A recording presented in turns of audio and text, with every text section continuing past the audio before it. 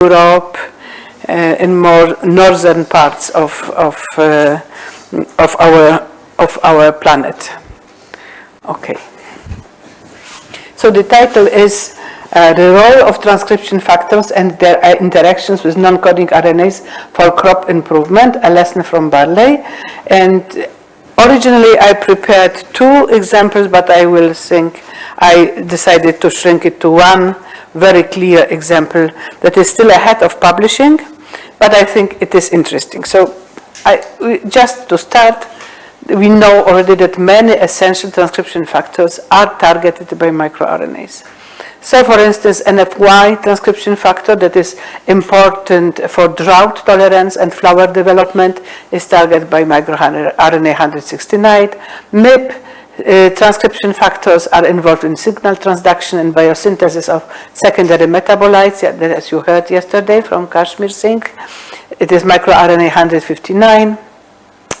Apetala-2 regulate flower development, 172. TCP, direct leaf development and growth hormone signaling, 319. WORKI is multiple stress tolerance, microRNA 396. NAC, regulate lateral root formation and senescence, it's microRNA 164. GRF, growth regulator factor in root growth, flower and seed development, microRNA 396, like this one, WORKI and GRF. MATS transcription factors, and we will talk today about MATS transcription factors in controlling all major aspects of development, and there is microRNA 444, but only in monocots, and SPLs that regulate plant transition from juvenile to adult are controlled by microRNA 156. So we will talk about MATS transcription factors, and as a non-coding RNA, there will be an example of microRNA 444. So these monocot microRNA 444 genes contain microRNA and microRNA star separated by an intron. This is a unique feature for this whole family of microRNA 444 in all monocots until studied. So in rice, maize, sorghum, switchgrass, brachypodium. So you have one exon that encodes microRNA star, and the second one separated by a huge intron.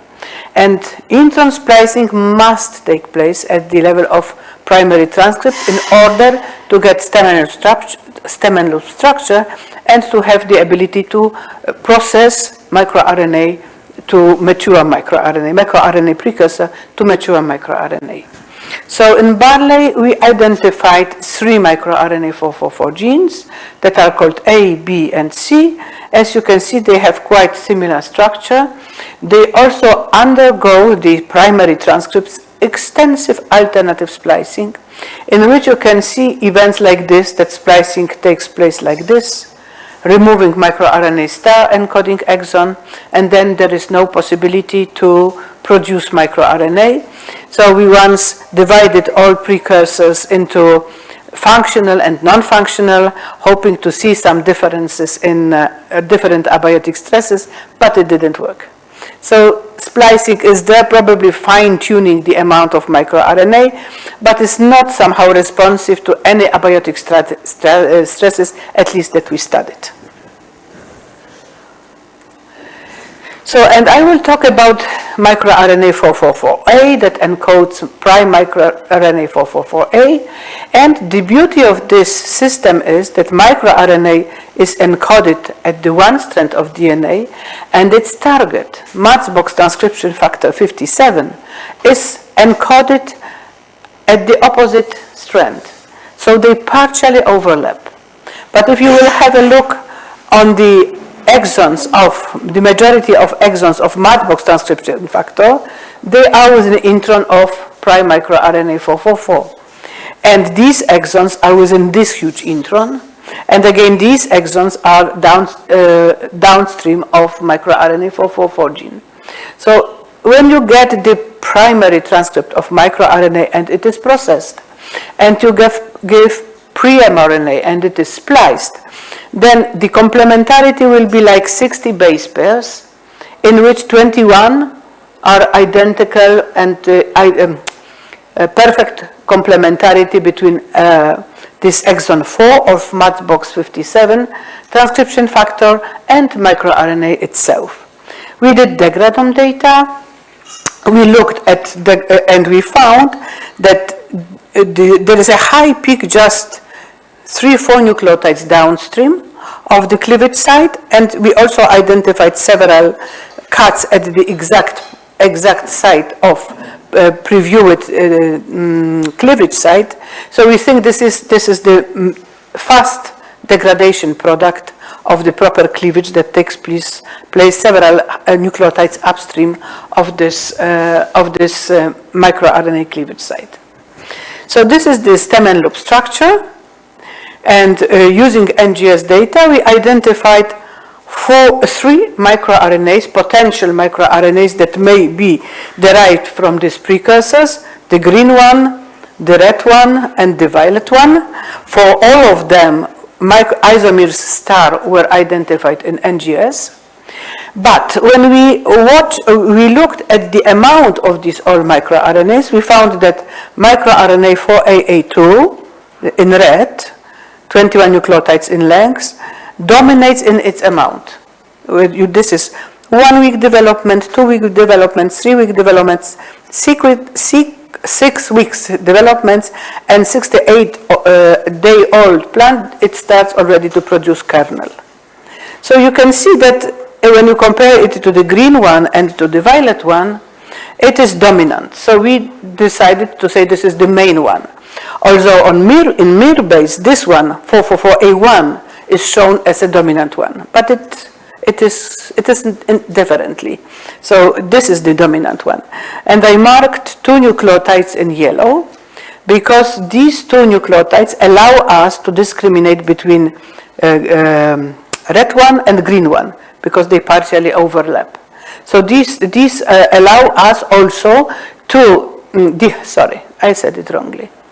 These 2 nucleotides allow us to discriminate microRNA 444A2 from microRNA 444B2 and microRNA 444C2 that may eventually be produced from the gene, second and third gene of this family.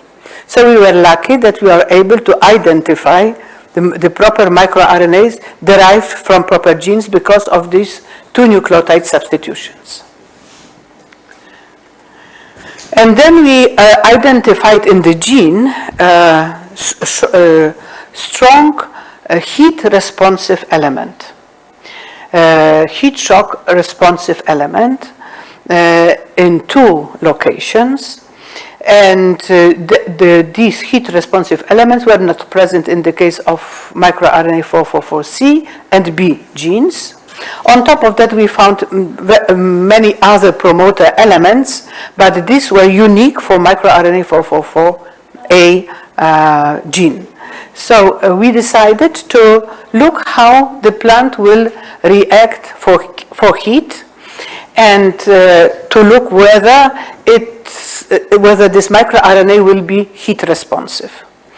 And we used as a control 22 degrees constant temperature, 70% soil water content. It was kept all the time like 70% soil water content to avoid, overlap between drought and heat. So this is only heat. But when we do drought and heat, we did it as the first experiment, we have the same result. But this is only heat. So then we analyzed a response after 7 hours of heat duration and 48 hours of heat duration. And you can see here that plant is really affected by the stress that is 35.5 degrees constant. And on top of that, these are like 2-3 week old plants. And if you look at the expression level of microRNA 444A2, it is really in a large amount in 2 and 3 week old plants, while then it is in less amount. So we used 2-3 week old plants to perform heat stress. And this is in Poland, if it is sown at the beginning of April. it is like the end of April, the second part of April, and then the temperatures like 30 degrees may occur. And it is well known from farmers, then if we have very warm weather, barley stops to produce tillers. And if it stops to produce tillers, then you have less, lower efficiency in grain production. So here is the plant, but if you look, the control plant, but if you look now, I hope you will see it. This is control conditions. This is heat-treated plants for 48 hours. But here, if you will see here, new tillers arrive in control conditions, while heat-stressed plants stopped to produce tillers. So we asked maybe somehow met questions whether there is any connection between microRNA 444A gene and tillering phenomena when the time when microRNA is produced is quite similar. So what we did first using northern hybridization, we used control conditions for microRNA 444A2, the probe was for microRNA 444A2, and in heat conditions, and we saw indeed it is nicely induced during the whole heat treatment. But then with hybridization, you cannot discriminate the possibility that B2 or C2 are also induced and accumulating in higher amount. So to overcome this problem, we performed NGS data analysis and found, first of all, that microRNA is in heat 4.5-fold upregulated, microRNA 444A2. In the case of B2, no change. In the case of C2, no change. So what we saw in northern must be A2, with the probe that may differ between B2 and C2 by 1 or 2 nucleotides. And on top of that, the primary transcript for microRNA 444A gene was strongly induced already after the first hour of heat duration. Then it remained upregulated, but really it was highly induced after 1 hour of heat, while it is not the case in the case of 44B and 44C. Primary transcripts there are even downregulated. So we wanted to know what about target for microRNA 444A2. This is MATS57, and indeed you see the perfect complementarity that I explained why it is so perfect complementary. And you can see that MATBox transcription factor mRNA goes strongly down during heat duration. So what we know about MATBox transcription factors, in the majority they are transcriptional repressors. Yeah? But it is again a proof that this is a target for microRNA 444A2 that is induced and accumulates 4.5-fold in a higher amount than in normal conditions, and that MATBox transcription factor mRNA goes down.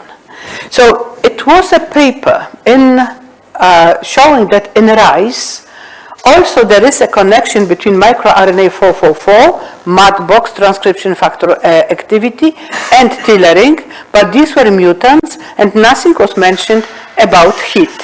So we saw there is a connection between tillering and microRNA 444 production. This is in barley, we know this is microRNA 444A2, and that in normal conditions probably we supposed that MATBox in normal conditions is expressed at a proper level, inhibiting something probably, and giving a proper amount of tillers. While in barley heat-stressed plants, you have induction of microRNA 444A2, downregulation of MATBox transcription factor, and inhibition of tillering. So let us look whether we draw a proper hypothesis. Now we have to prove it. So to prove it, and assuming that MATS57 is a repressor, we did transcriptomic analysis of heat-stressed plants and in control conditions, and we looked for transcripts that are upregulated in heat stress, but not in control conditions, that are somehow involved in gibberellin biosynthesis because gibberellins control tillering. And on top of that, they need to possess promoter elements that bind MAT-box transcription factors that are known. And we identified one gene. This is gibberellin 20 oxidase. There are much more gibberellin oxidases generally in barley, but the gibberellin 20 oxidase, we identified this one and these two called 1 and 2, but only transcript of one of these was upregulated in NGS data, and only this one contained two CRRG motifs in the promoter region, and this is the promoter element that is recognized by MAT's transcription factors. So we repeated in using RT-qPCR, and indeed this is again that we proved that this transcript is upregulated of gibberellin 20 oxidase in heat stress. So gibberellin 20 oxidase is a key enzyme of gibberellin biosynthesis. So everything made sense, so we performed further. So what we did transgenic barley plants with silenced MATS57. If MATS-box 57 is silenced, then gibberellin 20 oxidase should go up. Yeah? And what about the plant without any heat application? So you can see that two transgenic plants with silenced using RNAi approach MATS-box transcription factors are smaller and produce much less tillers than wild-type plants. So MATS-box is somehow involved in tillering production, MATS57.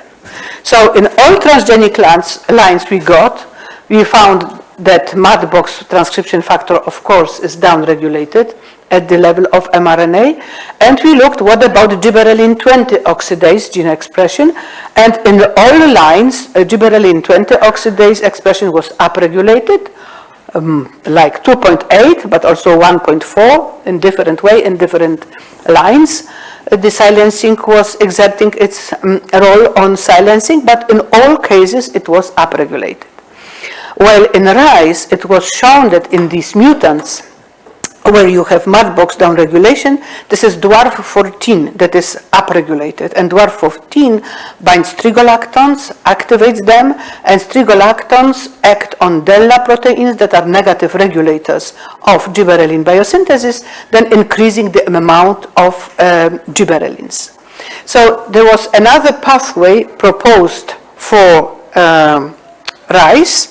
So at the beginning, we tried to show that dwarf 14 is downregulated in barley as well, but we didn't manage. But after doing transcriptomic data, it is now clear for us that in barley, at least, this is completely different metabolic pathway.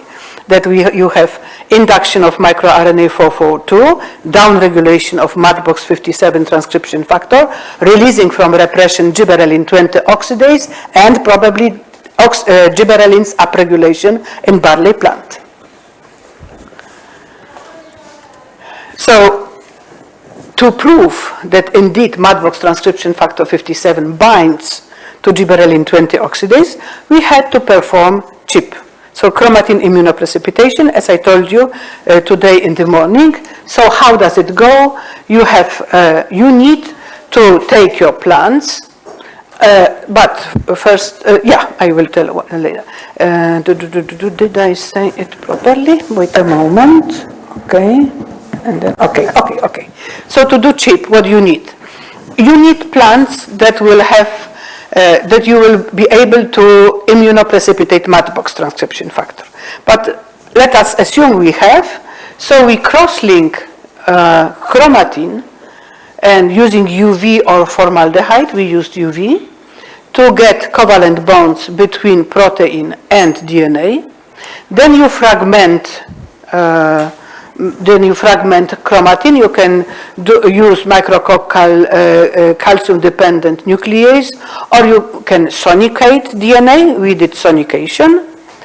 and then you use antibodies that will recognize your protein that is bound to DNA. And after immunoprecipitation, you isolate DNA, and either you do library of ChIP, and you do ChIP-seq, or you may, this is ChIP-seq, or you do qPCR looking for some promoter elements that should be enriched, or you expect that would be enriched in your probe. So what to do? At the beginning, we had to create Matbox c-Myc fused plants overexpressing in barley. So this is what you can see here in Western, that you have, this is actin, and this is c-Myc Matbox 57, is visible here, while it is not visible in wild-type plants. So we took these two lines to do further experiments, where we see that c-Myc is expressed at the protein level. And when you look at these plants, you have already an impression that these plants have more tellers than these that had downregulated using RNAi, downregulated expression of Matbox 57. So then we did ChIP. So we didn't perform ChIP-seq, but we just analyzed promoter regions of gibberellin 20 oxidase gene in the region where CRIG motifs were found. And what we found that indeed we have enrichment in both of these elements, CRRG, there are two elements in front of the gene, while dwarf 14 is not immunoprecipitated as a control, and dwarf 14 is not enriched in MATS transcription factor binding, and ARF1 as a control is not also enriched. So gibberellin 20 oxidase promoter is recognized by MATS 57. And these are now just to show you that barley MATS 57 c-Myc overexpressing plants produce more tellers. I have no calculations, exact calculations, but indeed they produce much more tellers than RNAi silenced plants that are downregulated expression of MATS 57. So now what about gibberellins? Gibberellins pathway is quite complicated. It takes place in plastids, in endoplasmic reticulum. Finally, gibberellin 20 oxidase acts in cytoplasm, and through precursors gives rise to active gibberellins A1 and A4. So we looked for the level of A1 and A4. And what we found is that we have changes in gibberellins in the precursors level upon heat compared to 22 degrees control conditions. So gibberellin A4 is shown, here. So look, it is a little bit upregulated 2 times after, violet is which one? 7 hours of heat duration. But it is nothing very impressive, I would say. But if you look at gibberellin A1, you see that after 1 hour, and I remind you that the prime microRNA was also highly induced after 1 hour of heat duration, we see almost 10-fold increase of gibberellin A1. So then to finally make a connection between microRNA, Matbox transcription factor, and gibberellin 20 oxidase, we constructed transgenic barley plants overexpressing microRNA 444A2.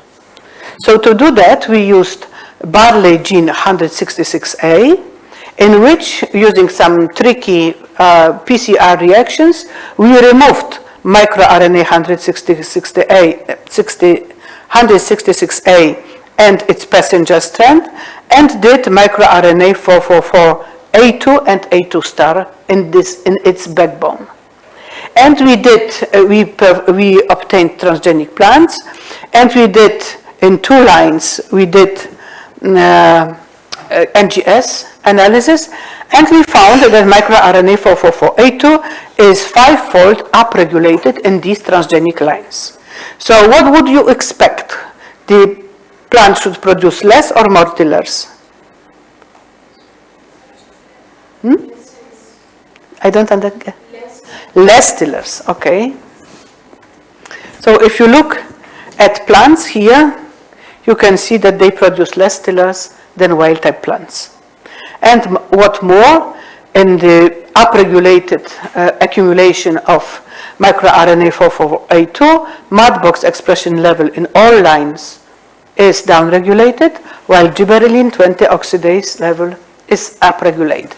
So this is now confirmed, the direct evidence that this is microRNA 444A2 that is responsible for gibberellin 20 oxidase upregulation and in consequence at least A2 upregulation. So we looked also in the level of gibberellins in the mutant plants, and what we found that in the case of GA4 there is no increase, but also just I remind you that the increase was also not shocking in the case of wild type plants. While if you look at gibberellin A1, this is more than 5 times upregulated in the mutant.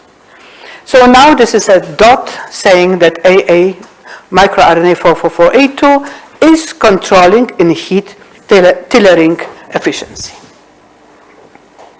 Okay? So now the model is that we have control conditions, normal level of microRNA 444A2, normal level of MATS57 that occupies promoter region of gibberellin 20 oxidase. We have normal levels of GA1, GA4, and normal tillering. While in heat stress, we get increased level of microRNA 44A2, downregulation of MATS57 because it is targeted by microRNA 444A2, release from repression gibberellin 20 oxidase, upregulated level of GA1, I should remove GA4, and inhibited tillering. So we did some calculations for final effect of heat stress on barley tillering and grain yield. So we looked for trait in control and heat stress conditions. So average number of tillers was like 15 in control and 19 in heat stress. So now you got confused because I said that heat stress is inhibiting tillering. But heat stress in our experiment took place for 48 hours. And when we released plants from heat stress, they started to create new tillers like crazy, in completely uncontrolled way. But what happened, they did not produce kernels, or even when they produced kernels, many of them were empty. So the number of grains per plant was much lower. So in effect, after heat, let's say in Poland, like, you know, in Middle Europe or across this, not latitude, but this is what, równoleżnikowe. This is what, and we have, this is latitude, this is latitude. Along the latitude where is Poland, yeah, you may have like 2 days, 3 days, 4 days of heat, and then it may go to 10 degrees even in April, yeah. So, but if you will have this problem of heat in April, you may get then much more tillers per your plant, but average number of grains per plant will be like 44 in control, but only 30 in heat stress. And if you compare 1,000 grains weight, this is 44 in control, it is 36 only in heat stress. So you have like almost 20% lost in your heat-treated plants. So how to, because this is, I think, these are main conclusions, but I want only to say that now what we did using CRISPR-Cas, we constructed lines where we removed heat shock elements in 4A2 plants. Barley, sorry. We removed, using CRISPR-Cas, heat shock elements in front of microRNA 444A gene. Yeah? But this is still under work to look whether it will help. It should. Yeah, but I mean, what will happen in reality, you never know. Nature is always surprising us in its solutions, so we will see. But I just wanted also something to mention. I don't know what. Okay, so just coming to the main conclusions, that barley microRNA 444A gene is heat shock responsive, MAS57 mRNA is strongly downregulated in gibberellin 20 oxidase gene expression and is upregulated upon microRNA 444 induction. MAS57 binds to the promoter of gibberellin 20 oxidase gene. GA1 and GA4 are upregulated in heat stress affecting tillering. GA1 is controlled by microRNA 444A2 and microRNA 444A controls tillering in barley. And what I wanted to say and forgot a moment ago is that there are inhibitors of gibberellins. And we did an experiment that we sprayed barley plants just before applying heat with this inhibitor to look whether it will help. And it didn't. I was really disappointed. But then I talked to some people involved in fertilizers production, and they said these are inhibitors of gibberellin A4 production, not A1. So probably we need some chemists that will design an inhibitor against GA1 production and not GA4, and maybe then this inhibitor will be effectively acting. And with that, I would like to conclude. These are many people, because this is a project I think I do since 10 years. Still, now we are writing the paper, but it took, to generate all transgenic lines. It takes time in barley. And I want to acknowledge Wendy Harwood, who helped us with some transgenic lines production in barley, what is not easy. Some of them we did ourselves, some she helped us. It was like that we I sent PhD students and postdocs to learn. They came and they did at the first 2 nice transgenic lines. And then everything was spoiled. We were not able to produce any other transgenic line. So then we came back to Wendy and did a last transgenic line with overexpression of microRNA 444A2. And then I would like to thank Dana Tarkowska. These are Czech Republic, where they are really good in analyzing the amount of phytohormones. So they did all measurements of gibberellins. Yeah, thank you very much. Questions?